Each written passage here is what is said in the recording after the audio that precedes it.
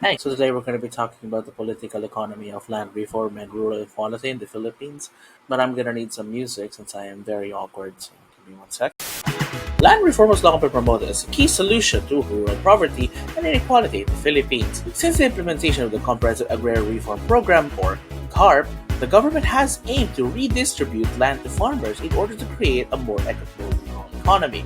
However, despite decades of implementation, rural inequality remains widespread. This study examined land reform through a political economy perspective, which views land reform not only as an economic policy, but also as a political process shaped by power relations.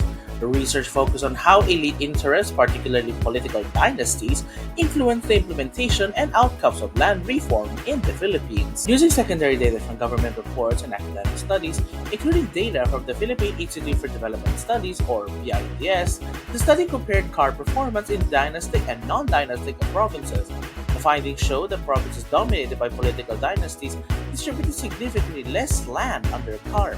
These provinces also recorded higher levels of rural inequality and poverty compared to areas with weaker dynastic influence. The analysis suggests that land reform outcomes are not determined by policy design alone.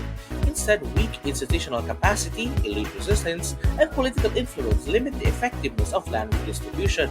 Even when land is distributed, many farmers continue to struggle due to the lack of post-distribution support such as credit, infrastructure, and access to markets. In conclusion, the study finds that land reform in the Philippines has achieved only partial success, while CARP has redistributed land, though it has not substantially reduced rural inequality. Because of entrenched political and institutional constraints, addressing rural inequality therefore requires not only land redistribution, but also reforms that strengthen state enforcement, limit elite capture, and empower farmers. Before you leave from watching this video, please take these words into heart.